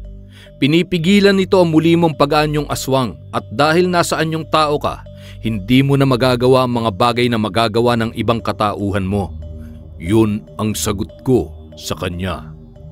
Balut na balut man ang katawan ni Don Filipo, malinaw na nakikita ng aking mga mata ang kapiraso ng hiyas na bumara sa kanyang puso. Malakas din ang puwersa ng kapangyarihan nito na pumipigil sa muling pag-aanyong aswang ni Don Filipo. Dahil dito, ordinaryong tao na lamang siya at wala nang silbi sa kanyang katauhan ang pagiging isang aswang. Buti naman at ginagalang at sinasamba ka pa rin ng mga aswang kahit ordinaryong tao ka na lang. Sambit ko pa sa kanya. Sa akin sila nagmula at ako nag-alaga sa mga ninuno nila, kaya nararapat lang na sambahin nila ako bilang kanilang Diyos. Sagot ni Don Filipo. Tumangot-tango na lamang ako sa kanyang tinuran. Kung ganon, wala ka ng silbi ngayon. Wala ka ng kapangyarihan bilang aswang at wala ka na rin mga tauhan na matatawag at magtatanggol sa'yo. Dagdag ko pa. Pumagitna ang mahabang katahimikan sa pagitan naming dalawa ni Don Filipo matapos ko yung sabihin sa kanya. Kapansin-pansin din ang ilang beses niyang pagtangkang mag-ibang anyo pero dahil sa hiyas na bumara sa kanyang puso, hindi niya na yun magawa at sa tuwing susubukan niya ay nakakaramdam lamang siya ng matinding sakit. Dumidiin ng dumidiin ang kapiraso ng hiyas sa kanyang puso at lumalaki ang sugat noon. Kulang na lang ay mahati na ang kanyang puso. Napaluhod pa siya kasabay ng pag-ubo ng dugo. Huwag mo nang subukan pa, Don Felipo. Kung susubukan mo pa ulit, baka ikamatay mo na yan. Tumingala siya sa akin at binigyan ako ng napakasamang tingin. Ano ba talagang kailangan mo? Sino nag-utos sa'yo na gawin ito sa akin? Sunod-sunod niyang tanong sa mataas na boses. Galit na galit ang matandang aswang. Ikaw bang pumatay sa anak ni Ricario at Juliana? Tanong ko sa halip na diretsahan sagutin ang kanyang katanungan. Nanlaki ang kanyang mga mata at natigilan matapos marinig ang pangalan ng mag-asawang Sarangay. Dali-dali siyang tumayo at kahit hirap ay tumindig at hawak-hawak pa ang kanyang dibdib. Sila ba nag-utos sa'yo na patayin ako? Umiling lamang ako. Hindi. Pinahanap lang nila sa akin kung sinong Poncio Pilato ang kumitil sa buhay ng kanilang anak. Pero kung aaminin mong ikaw yon, maaaring tapusin ko na lang ang buhay mo ng walang kahirap-hirap. Ngumisi si Don Felipo. Tumawa ng mahina hanggang sa lumakas ng lumakas. Hindi ko alam kung bakit siya tumatawa. Napapatitig na lamang ako sa kanya at hinintay kung kailan siya magsisimulang magsalita. Buhay pa pala ang dalawang yon? Sana pala tinapos ko na sila nung mga sandaling yon. Aniya na agad nag-iba ang ekspresyon ng muka at ang kanyang damdamin. Tawang-tawa pa kanina tapos ngayon ay hindi na maipinta ang muka dala ng sobrang galit. Kung ganon, ikaw ba ang pumatay sa anak nila? Tanong ko at inihanda na ang aking sarili. Sa isip ko, kung sasagot siya ng oo ay hindi ko na patatagalin pa ang kanyang paghihirap. Tatapusin ko na siya agad para matapos na ang lahat ng ito at makabalik na ang mga kaibigan ko at maging normal na ulit ang aking buhay. Tumingin lang sa akin si Don Felipo, hindi siya sumagot. Matyaga naman akong naghintay sa kanyang sasabihin at nakahanda na rin upang lagutin ang kanyang hininga. Pero nagtaka na lang din ako nang bigla na naman siyang tumawa. Tawa siya ng tawa na may pahawak pa sa kanyang tiyan. Hindi ko na napigilan pa ang aking sarili at hinayaan na lamang lumapit sa kanya sabay sinakal siya. Tinatanong kita, Don Felipo, huwag mo kong pagtawanan. Masyado ka naman yatang nagmamadali. Ibinalibag ko siya at bumagsak siya sa kotse. Nabasag pa ang windshield ng kanyang sasakyan at nagpasukan pa ang mga bubog sa kanyang mata. Dumaing siya pero dinampot ko na naman at ibinalibag sa itaas at tiningnang bumagsak pabalik sa lupa. Napaubo na naman siya ng dugo at nag-uunahan na rin ang pag-agos noon mula sa kanyang mga mata. Ipinatong ko ang aking paa at idiniin sa kanyang leeg at muling nagtanong, ikaw ba ang pumatay sa anak ni Ricario at Juliana? Sa halip na sumagot, nanlaban si Don Felipo. Kahit nasugatan na at wala sa kondisyon ang katawan, nakuha pa niyang lumaban gamit ang kanyang natitirang lakas. Sa abot ng kanyang makakaya, bumato siya ng mga suntok, subalit madali ko lang yun nailagan. Nagmamadali siyang tumungo sa likod ng kotse at kumuha ng 1 metrong bakal at sinugod ako para hampasin. Katulad ng mga ibinato niyang suntok, naiilagan ko lang din yun. Sumagot ka, Don Felipo! Sagutin mo lang ang tanong ko! Sabi ko sa kalagitnaan ng pag-ilag sa mga hampas niya. Pero ayaw niyang tumigil at hampas lang siya ng hampas sa akin kahit na hindi naman ako tinatamaan. Hinayaan ko na lang din siya hanggang sa siya'y mapagod at nagkusa ng tumigil. Sumandal siya sa kanyang sasakyan at saglit na nagpahinga. Dapat tinapos ko na ang buhay nila noon pa! Malakas niyang sigaw pero mababakas ang panghihinayang at panghihina sa boses. Uulitin ko, Don Felipo, ikaw ba ang pumatay sa kanilang anak? Hindi na ako makapaghintay na marinig ang kanyang sagot. Ayoko na ring magsayang ng oras kung hindi naman siya ang may kagagawan. Gusto ko nang makaharap ang aswang na aking hinahanap para matapos na ang lahat. Don Filipo, huling tanong ko na to. Ikaw ba ang pumatay sa anak ni Ricario? Halos mayanig na ang buong gubat sa malakas kong pagsigaw. Halos magputukan na rin ang mga ugat ko sa leeg sa pagpipigil ng aking galit. Binalingan ako ng tingin ni Don Filipo. Umayos siya ng pagtayo at sa wakas ay sumagot na rin. Kung sasabihin ko bang hindi, pakakawalan mo ko. Bigla akong kinabahan sa kanyang itinugon. Ibig sabihin, posibleng hindi siya ang aswang na hinahanap ko at nagsasayang lang ako ng panahon. Pero sa kabilang banda, maaaring sinusubukan niya lamang akong linlangin. Hindi, papatayin pa rin kita, ikaw man o hindi ang gumawa nun. Mariin kong sagot na halos mabasag na ang mga bagang ko sa labis na pagtatangis. Muling nagdilim ang muka ni Don Filipo at basta na lamang napasalampak sa lupa at sumandal sa kanyang sasakyan. Nagpakawala pa siya ng mabibigat at malalim na paghinga na indikasyon na siya ay sumusuko na. Sige, patayin mo na ako. Tutal wala naman nang natira sa akin. Winasak mo na ang pabrika ko kung saan nandoon ang lahat ng aking kayamanan. Pinatay mo na ang lahat ng nasasakupan kong aswang at halos wasakin mo na ang katawang ko. Patayin mo na ako! Patayin mo na ako! Paghamon niya pa sa akin.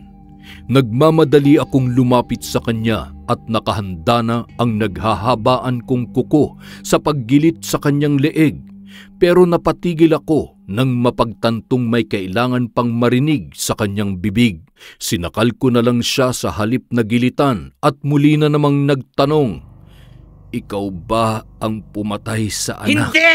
Malakas niyang sagot sa aking muka. Ninakawan ko lang sina Ricario at Juliana. Nagnakaw lang kami ng mga tauhan ko sa bahay nila. Nagnakaw lang kami ng ginto, pera at iba pa nilang ari-arian. Hindi ako ang pumatay. Wala akong pinatay. Wala kaming pinatay nung gabing yon. Dahan-dahan kong nabitawan si Don Filipo matapos marinig ng malinaw ang kanyang sagot.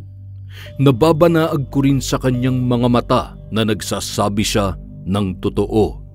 Gusto mong malaman kung sino? Sabay na patingin ako sa kanyang mga mata. Sasabihin ko sa iyo kung sino.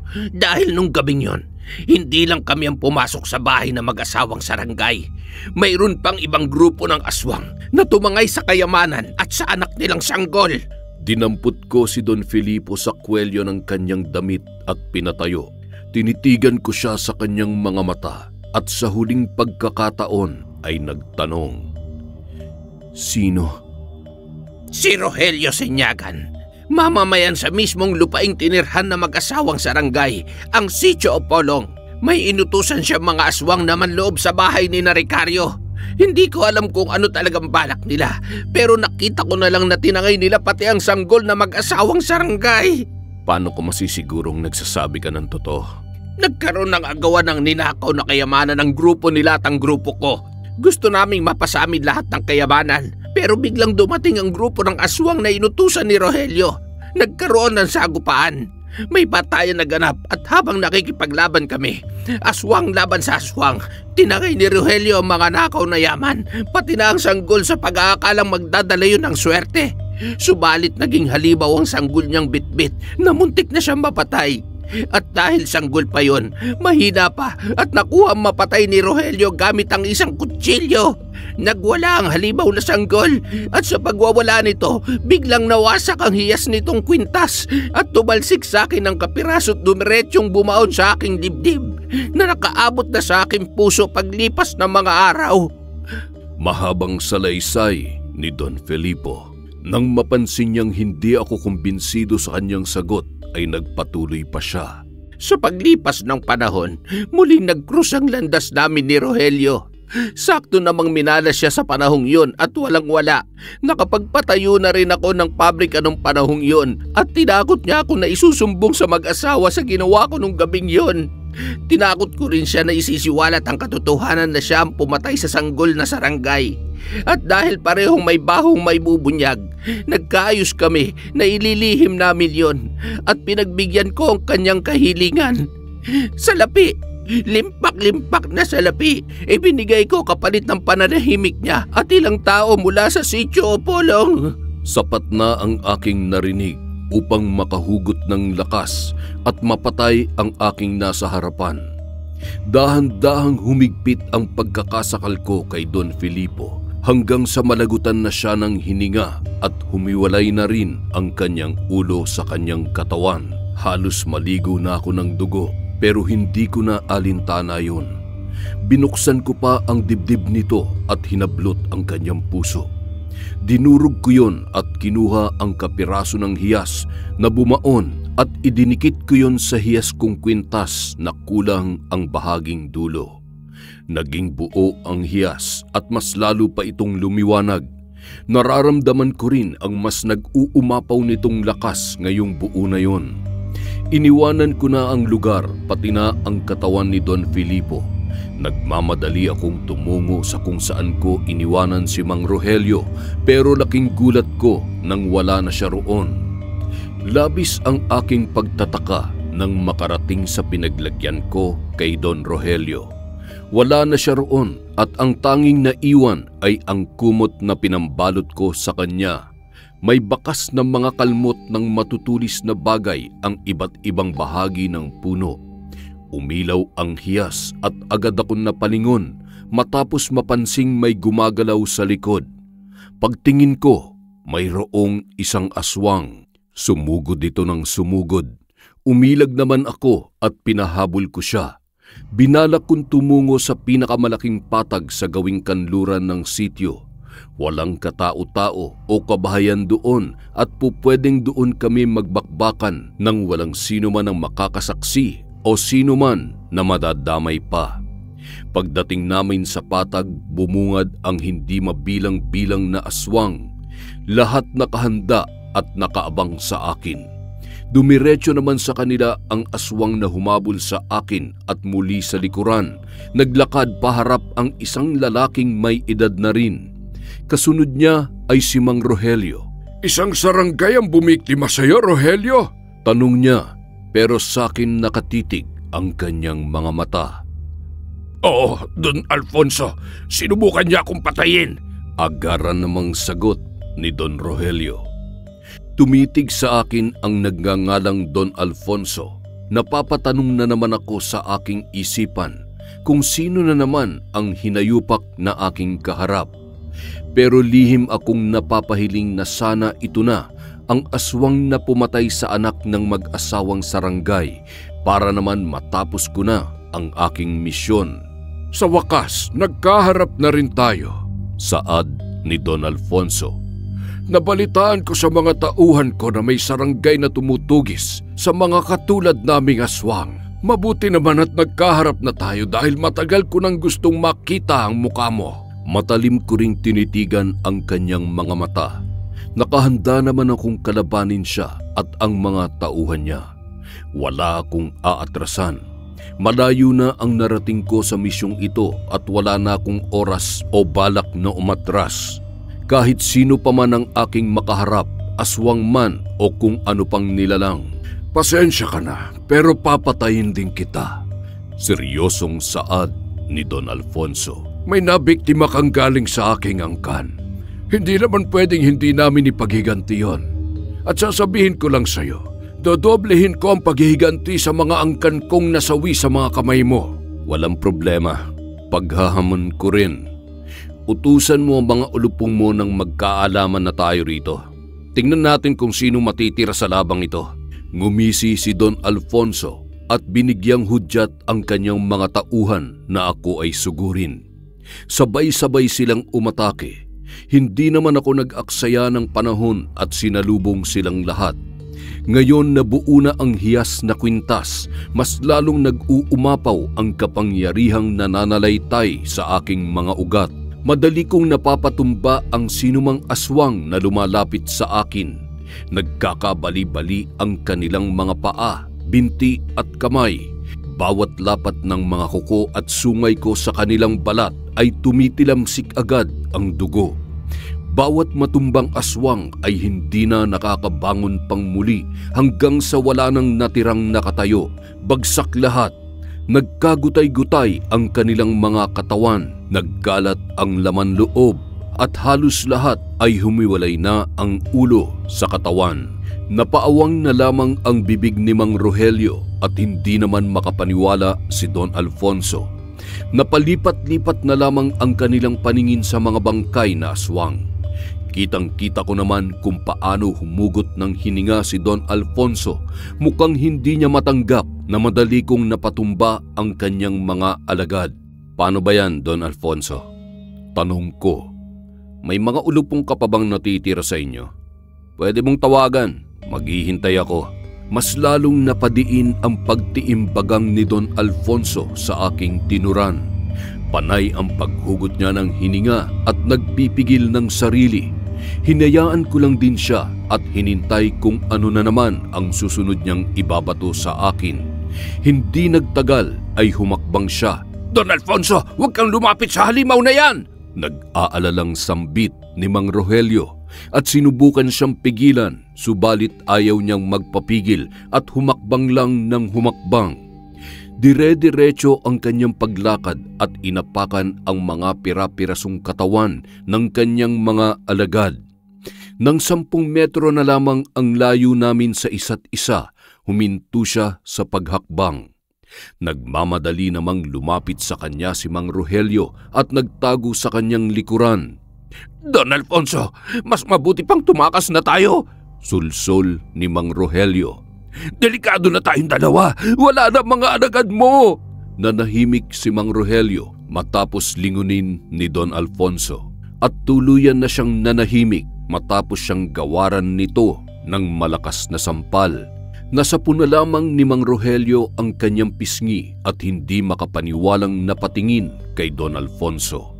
Hinayaan ko lang din sila sa kanilang drama at ilang sandali pa ay bumaling na sa akin ang Don. Balita ko hinahanap mo ang aswang na pumatay sa anak ng mag-asawang sarangay na sina Ricario at Juliana. Tanong niya sa akin.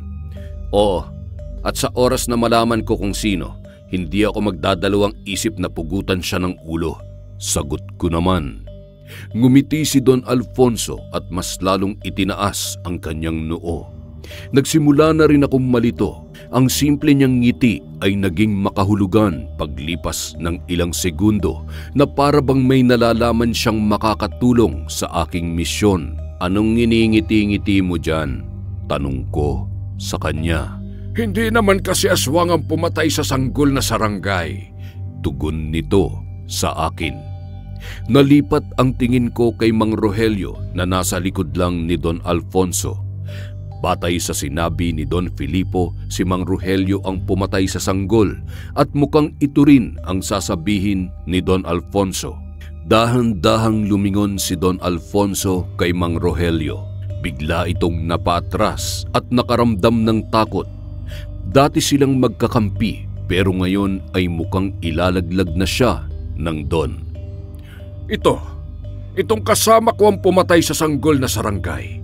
Nung gabing nagnakaw kami sa bahay ng mga sarangay.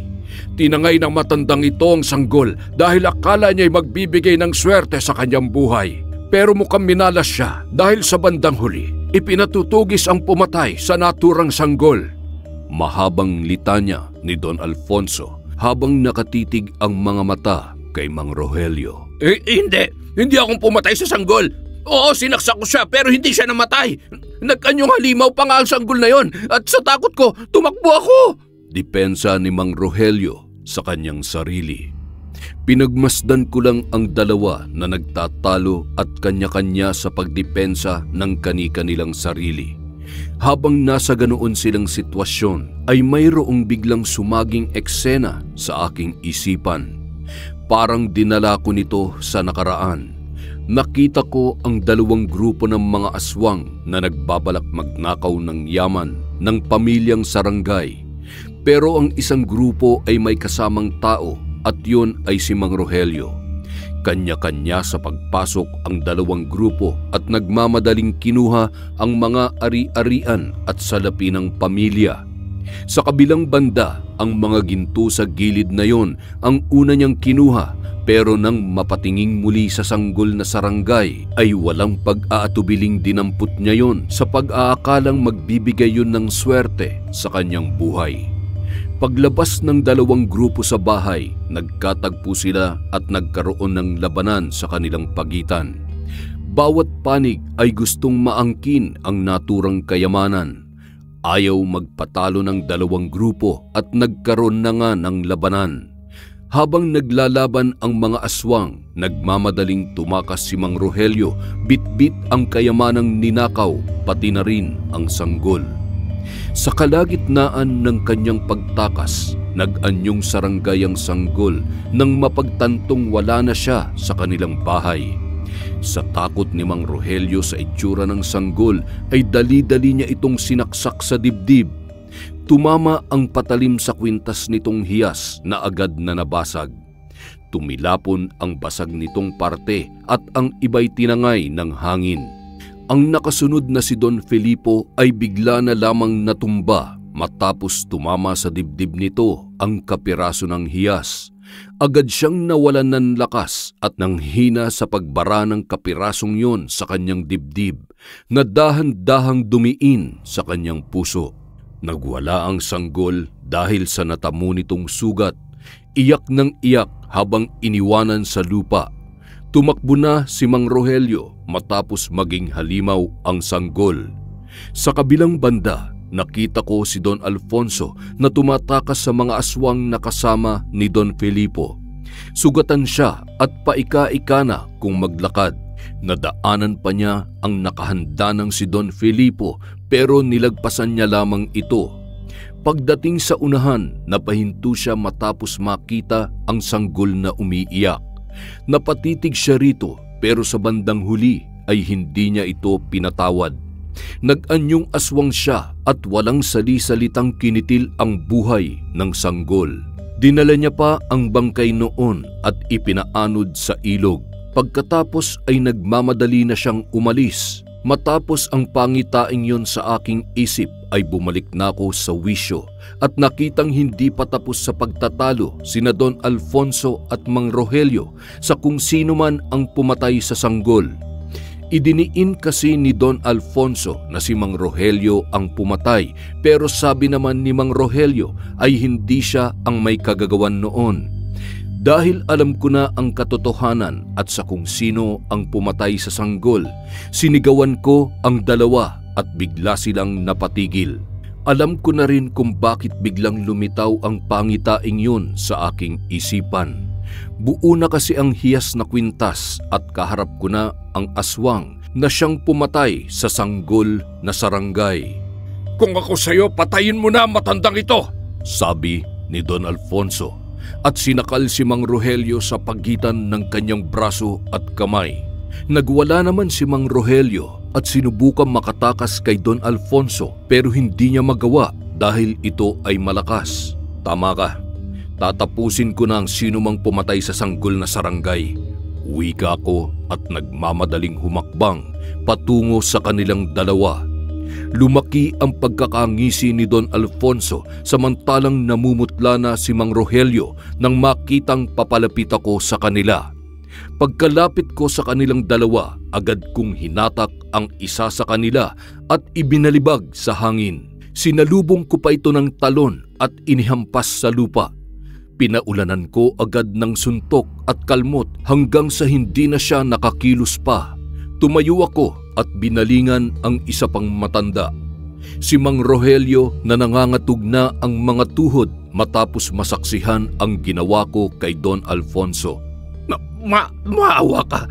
Hindi akong pumatay sa sanggol. Hindi talaga. Hindi ako. Pagmamakaawa niya sabay luhod. Nag-uunahan pa sa pag-agos ang kanyang mga luha at humahagulhol na. Kulang na lang ay humalik sa lupa sa ginagawa niyang pagyuko. Nilapitan ko siya at hinila ang buhok upang diretsyong mapatingin sa akin. Alam kong hindi ikaw ang kumitil sa buhay ng sanggol na sarangay, pero hindi ibig sabihin nun hindi na kita pagbabayarin. May kasalanan ka pa at yun ay ang pagbenta mo ng 2 beses sa sitio o polong sa mga aswang. Maraming buhay ang nasawi sa ginawa mong yon. Kaya nararapat lang na buhay mo rin ang kabayaran. Gigil na gigil kong saad sa kanyang muka at hindi na nagdalawang isip na pinugutan siya ng ulo. Isang malalim na pagbuntong hininga ang napakawalan ko matapos makitang nakahandusay ang walang kabuhay-buhay na katawan ni Mang Rogelio. Patawarin man ako ng Diyos o hindi sa ginawa kong pagpaslang sa kanya, ay buong puso kong tatanggapin ang kaparusahan. Hindi ko naman pagsisisihan ang pagpatay sa katulad niyang halang ang kaluluwa at walang awang ibinebenta ang buhay ng kapwa niya tao sa mga aswang kapalit lamang ng salapi. Magkita na lang tayo sa impyerno, Mang Rogelio. Tumalikod na ako at aalis na sana nang mapansing hindi pa rin nawawala ang pag-ilaw ng hiyas. Napatingin ako sa paligid pero wala naman akong makitang aswang. Muli kong tiningnan ang hiyas, umiilaw pa rin talaga yun. Pinakalma ko ang aking sarili at pinakiramdaman ang hiyas, pero bago ko pa man matukoy ang tinuturo nito ay may sumakal na sa akin mula sa likuran. Tayo magkikita sa impyerno, saad ni Don Alfonso na nasa anyong aswang na. Sunod kong naramdaman ay ang pagbaon ng kanyang mga kuko sa aking lalamunan at dibdib. Hindi na naging maganda ang pakiramdam ko at unti-unti nang nauubusan ng hininga hanggang sa wala ng hanging pumapasok sa aking katawan, dahilan upang dahan-dahang magsara ang aking mga mata. Sinubukan ko pang lumaban pero hindi ko na talaga kinaya pa.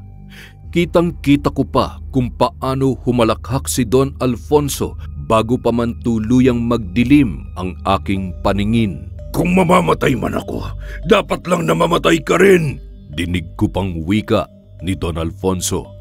Hindi na ako nakasagot dahil nagiging blanko na ang aking isipan at tanging kadiliman na lamang ang aking nakikita. Naririnig ko pa ang paghalakhak niya habang paunti-unti na ring nawawala ang aking pandinig. Subalit hindi ibig sabihin noon ay katapusan ko na. Ilang sandali pa biglang bumalik ang aking lakas. Naghilom ang mga sugat sa aking katawan at mas nag-uumapaw pa ang kapangyarihan ng hiyas. Agad akong tumayo at sinugod si Don Alfonso. Hindi naman ito makapaniwalang nakakaya ko pang tumayo. Kinalaban ko siya at hindi rin naman siya umatras. Umatake siya, sumugod at nagawa pa niyang salubungin ang mga kamao at kuko ko. Pero bawat paghakbang ko ay napapaatras siya ng 2 beses.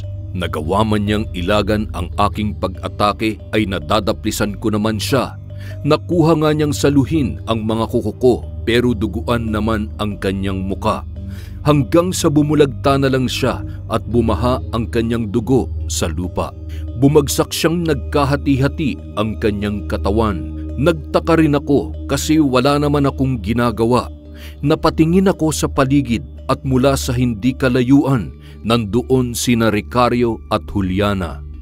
Dahil sa presensya nilang dalawa, alam kong sila ang tumapos kay Don Alfonso. Tumingin sa akin ang mag-asawa at ako ay tinanguhan. Makikita rin sa kanilang mga mata ang saya at tuwa. Hindi rin maikubli ang ngiti sa kanilang mga labi. Ngayon na nagawa na naming mapatay ang pumaslang sa kanilang anak. Salamat, Jacob. Bulong ni Juliana sa hangin na agad namang tinangay patungo sa aking tainga. Napangiti na lang din ako at hindi maitago ang saya dahil sa wakas natapos ko na ang misyon at siguradong babalik na rin sa normal ang aking buhay. Hindi lang yun, mababawi ko na rin ang aking mga kaibigan na sina Berto at Kaloy. Nagmamadali akong lumapit kina Ricario at Juliana. Saktong paglapit ko sa kanila, may kung anong binanggit si Ricario sa lengguwaheng sila lang mag-asawa ang nakakaintindi. At ilang sandali pa, namalayan ko na lamang na kami ay nasa bahay na nila. Pinagsaluhan muna naming tatlo ang nakahain sa mesa bago namin pinag-usapan ang tungkol sa napagkasunduan. Matapos ang kainan, nagharap kaming tatlo sa sala. Pinag-usapan na namin ang dapat pag-usapan. Tulad ng napagkasunduan, tutupad ako sa usapan. Ibabalik ko ang buhay ng mga kaibigan mo at pagagalingin ang nanay Corazon mo, sabi ni Ricario na pasimpleng humigop ng kape. Inabutan din ako ng kape ni Juliana, ngunit inilapag ko lamang yon sa lamesita. Maraming salamat sa pagtulong mo sa amin, Jacob. Dekada rin ang hinintay namin para makaharap ang nararapat sa misyong ito. Asahan mong matutulungan ka pa rin namin sa kung ano mang gugustuhin at hilingin mo kahit natapos na ang misyong itinalaga sa iyo. Dagdag niya pa. Inilatag ni Juliana sa harapan ko ang isang papel. Binasa ko yon at halos lumuwa ang aking mga mata sa aking nabasa. Ekta-ektaryang lupaing nakapangalan sa akin at yon ay ang napakalawak na patag sa sityo namin, kasama na rin ang sagingan. Walang nagmamay-ari sa mga lupaing yon pero ngayon ay meron na at ako yon. Teka, paanong nagkaroon ng papel ang lupang ito at bakit nakapangalan na sa akin? Nagtataka kong tanong. Kami ang nagmamay-ari sa lupaing yan. Ipinangalan namin sa iyo bilang pasasalamat sa kooperasyon mo sa amin. Sagot ni Ricario. Naglatag din ng 2 bag si Juliana at ibinigay sa akin. Agad ko itong binuksan at bumungad ang limpak-limpak na salapi. Pati yan, dagdag ni Ricario. Hindi ko na nagawang magreklamo pa at nagpasalamat na lamang. Bigay nila yon kaya hindi ko na tinanggihan.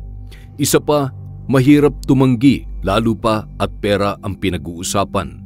Hindi na ako nagtagal sa kanila at nagpaalam na akong umalis. Nakailang hakbang na ako palayo sa kanilang bahay nang bigla akong lumingon dahil meron akong nakalimutan. Ngunit pagtingin ko ay wala na ang bahay ng mag-asawang Sarangay. Kahit saang parte ng bundok ako mapatingin, wala na akong nakitang anumang bahay. Wala. Tinawag ko pa ang kanilang mga pangalan pero wala akong nakuhang sagot. Ricario! Juliana!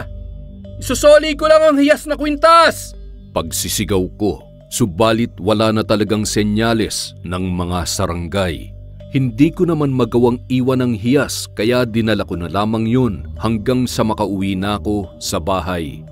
Sa paglipas ng mga araw, naging maayos na ang buhay namin ni Nanay Corazon.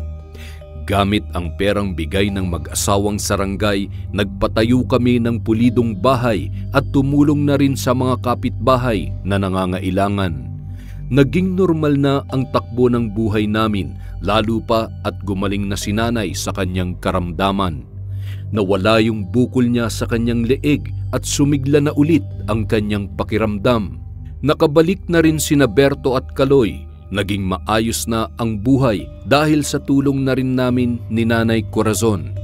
Hinatian ko sila sa yaman na natanggap ko mula sa mag-asawang Sarangay pero hindi pa rin nawawala ang aking pag-aalala. Tol, narinig mo na ba? Napalingon ako kay Berto na kararating lang sa bahay. Iniwanan ko na ang pagtatabas ng damo sa bakuran at hinarap siya. Ilang sandali pa, dumating naman si Kaloy na hindi mapakali. Sa kabilang barangay, may nangyaring sagupaan daw ng aswang at nung magkakahoy. Patay yung magkakahoy. Natatarantang wika nung dalawa. Saang barangay ba? Kailan pa yan? Sunod-sunod kong tanong. Dun sa barangay Sangay. Kahapon daw. Grabe tol, wakwakan siya ng biktima at wala nang laman loob. Napakuyom ako ng kamao dahil sa aking narinig. Yun din ang usap-usapan ng mga kapitbahay na dumadaan. Mag-iisang buwan na rin magmula nung matapos ang aking misyon. Akala ko pa naman ay naubos ko na ang mga aswang, ngunit hindi pa pala. Wala na kasing nangyaring pambibiktima simula noon. Grabe talaga no, kung ako yun hindi ako magpapatalo sa aswang na yun. Kahit mamatay man ako sa dulo, gagawin ko rin ang lahat para mapatay ang aswang. Mamamatay kaming dalawa, kamo. Galit na turan ni Berto. Aba, ganun din ako. Kung may makakasalubong akong aswang tapos bibiktimahin niya ako, aba, malamang sa malamang makipaglaban ako, papatayin ko rin siya. Galit ding asik ni Kaloy. Ako ay napaisip. Pumasok ako sa kwarto at kinuha ang kwintas na hiyas. Isinuot ko yung muli at binalikan sina Kaloy at Berto. Ano, tugisin natin? Tanong ko sa kanila. Napatingin ng diretso sina Berto at Kaloy sa aking mga mata. Nagkatinginan pa ang dalawa na parabang sinisiguro nila sa isa't isa na tama ang kanilang narinig mula sa akin. Yung aswang, tutugisin natin? Paniniguro ni Kaloy. Oh, galit na galit ka ron, di ba? Sagot ko naman sa kanya. Muli silang nagkatinginan at napabuntong hininga. Tol, Jacob, ayos ka lang? Aswang yun, di ba? Takot ka nga sa mga nilalang na ganun, di ba? Tanong pa ulit ni Berto. Tumango ako. Dati yon. Pero ngayon, tutugisin natin sila at sisiguruhin natin na wala nang mabibiktima pa ng aswang at sisiguruhin natin na magiging mapayapa na ang lugar na ito. Saglit na natigilan ng dalawa, hindi makapaniwala sa aking tinuran. Dati kasi, makarinig lang ako ng salitang aswang ay tatakbo na ako kaagad. Nadala na kasi ako sa nangyari 10 taon na ang nakalilipas. Nung sumalakay ang mga aswang na angkan ni Don Filipo, batang-bata pa ako noon nang masaksihan ko ang kaganapan. Dahil doon, makarinig lang ako ng salitang aswang ay nangangatog na ang aking mga tuhod. Nagbibiro ka ba, Tol? Kasi sa amin ni Berto walang kaso yan. Hindi naman kami takot sa mga aswang na yan. Ikaw lang ang inaalala namin. Nag-aalalang sambit ni Kaloy. Sigurado ko, seryoso ko namang saad. Hindi pa nakakilos agad sina Berto at Kaloy dahil anilay baka nagbibiro lamang ako. Pero kalaunan ay nakumbinsi ko sila at sabay-sabay na naming tinungo ang kabilang barangay. Tumambay kami sa abandonadong kubo sa tabi ng kalsada na nasa tabi rin ng palayan. Nanatili kami roon habang naghihintay sa senyales ng aswang. Hindi pa man umiilaw ang hiyas. Sa paglipas ng mga oras, naalerto kaming tatlo nang may marinig na pagsigaw mula sa kabilang dulo ng palayan. May naaninag din kaming nagtatakbuhan sa bandang yun. Dali-dali na kaming tumayo mula sa pagkakaupo at nagtungo sa bahaging yon. Kanya-kanya sa paghugot ng itak sa kani-kanilang tagiliran sina Berto at Kaloy. Umiilaw na rin ang hiyas na nakasabit sa aking leeg, kaya naman sigurado ko na may aswang na naroroon. Binilisan namin ang pagtakbo at nang makarating kami sa mismong pinanggagalingan ng sigawan, bumungad ang 3 aswang na nambibiktima ng mga kabataan na nasa edad 5 hanggang 10. Nasa loob ito ng sasakyan at nakagapos. Ang iba namang nakawala sa pagkakatali ay nagkanya-kanya na rin ng takbuhan. Wala pa namang nabiktima ang aswang. Wala pa silang napapatay pero takot na takot ang mga bata na nasa loob ng naturang sasakyan. Hoy, kami ang harapin nyo! Mga bata pa talagang pinagdiskitahan nyo, ha? Galit na sigaw ni Kaloy. Sabay na napalingon ang mga aswang sa aming 3. Tuluyan na ring nabaling sa amin ang atensyon ng mga ito at bumaba na sila sa sasakyan para kami ay harapin. Nakahanda na rin sina Kaloy at Berto na nasa harapan ko. Ilang sandali pa, dahan-dahan na kong nag-anyong sarangay. Nanlaki ang mga mata ng 3 aswang sa pagkakakita sa akin. Mababakas din sa mga mukha nila ang pagkagulat at takot sa aking presensya. Pati na rin sina Kaloy at Berto pagkalingon sa akin ay halos magsitakbuhan na dahil sa sobrang gulat. Anak ng Jacob, ikaw ba yan? Hindi makapaniwalang bulalas ni Berto. Si Kaloy naman ay hindi na rin makapagsalita. Kalma lang mga tol, ako lang to. Saka ako na ipapaliwanag, tapusin na muna natin ang mga pangit na yan. Saad ko na ang mga aswang ang aking tinutukoy. Umayos na sina Kaloy at Berto at ilang sandali pa ay nagsimula na ang bakbakan sa pagitan namin ng mga aswang. Inihambalos ko sa lupa ang aswang at sinabihan sina Kaloy na ako na ang bahala sa mga ito at sila na ang magligtas sa mga bata. Pumayag naman sila at hindi na nag-aksaya pa ng panahon. Kinalaban ko ng kinalaban ang mga aswang samantalang itinakas naman ni Kaloy at Berto ang mga bata. Nang makaalis na sila, hindi ko na pinatagal pa ang laban. Pinaulanan ko ng kalmot ang suntok ang bawat bahagi ng katawan ng mga naturang aswang. Ginilitan ko ng leeg ang isa at ibinaon ang aking kuko sa kanyang tiyan, sabay hugot ng kanyang laman loob. Bumulag tayon sa lupa at nangisay. Kalaunan ay nanigas na at naging bangkay. Nagmamadaling tumakas ang isa pero hindi ko yun pinayagan. Nang mahawakan ko ito sa binti, agad ko siyang hinila at hiniwalay ang katawan. Humiyaw ito ng malakas pero natahimik din kaagad matapos kong tapakan ang kanyang ulo at mabasag ang bungo. Isa na lang ang natitira at natataranta itong gumapang-gapang. Hindi kasi makatayo dahil nabalian ko na ng binti. Nag-anyong tao na rin ito at nakiusap sa aking wag ko siyang patayin. Dayo lang talaga kami rito. Hindi namin sinasadyang mambiktima sa lugar na ito. Kaawaan mo ko. Ipapangako kong hindi na ako babalik sa lugar na ito. Halos humalik na siya sa aking paa sa pakikiusap. Subalit wala akong balak na magpatawad. Walang lugar sa puso ko ang mga aswang. Layunin kong patayin ang sinumang aswang na makita at mambibiktima ng mga kapwa ko tao. Hinawakan ko siya sa ulo. Tumingala naman siya sa akin. Nangungusap pa ang kanyang mga mata pero hindi na ako nag-atubili pa. Pinugutan ko siya ng ulo at saka pinagpira-piraso ang kanyang katawan para masigurong hindi na siya makakahinga pa.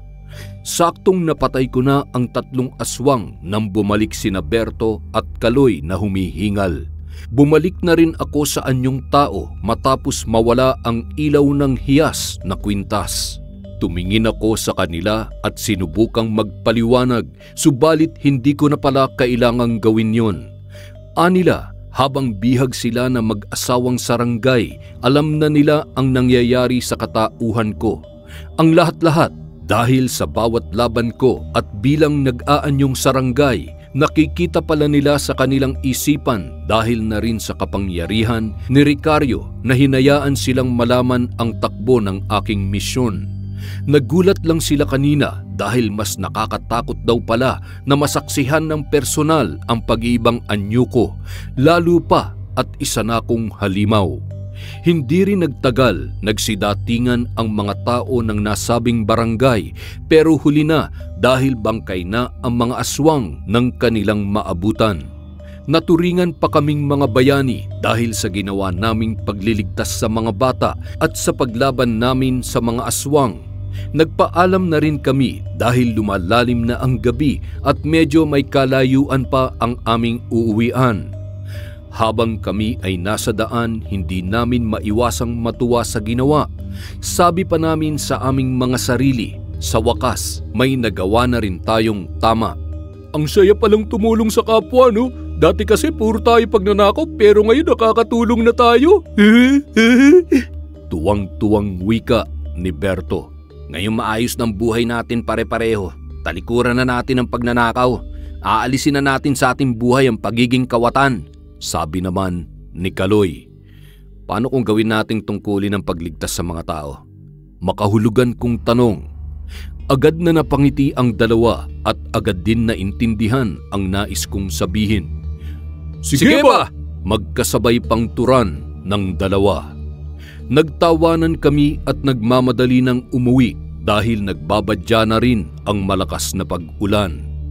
Sa paglipas ng mga araw at ng panahon, ang dating mga kawatan ay naging tagapagligtas at tagapagtanggol na ng mga tao laban sa mga aswang na umaali-aligid sa kabayanan. Gabi-gabi kaming nagroronda sa aming lugar at dali-dali naming pinupuntahan ang direksyon na sasabihin ng hiyas. At bawat aswang na makita ay aming tinutugis bago pa man makapambiktima. Naging matunog din ang aming pangalan sa aming bayan maging sa ibang lugar at kami ay binansagan na tagapagtanggol ng masa laban sa mga aswang. Nakailang balik rin ako sa bundok kung saan nakatayo dati ang bahay ni Ricario at Juliana. Pero hindi ko na sila natagpuan pa. Bilang pasasalamat sa pagbabago ng aming buhay dahil sa tulong nila, iningatan ko ang hiyas at ginamit lamang sa oras na kailangan. Sa oras na mayroon na namang kaming tutugising aswang.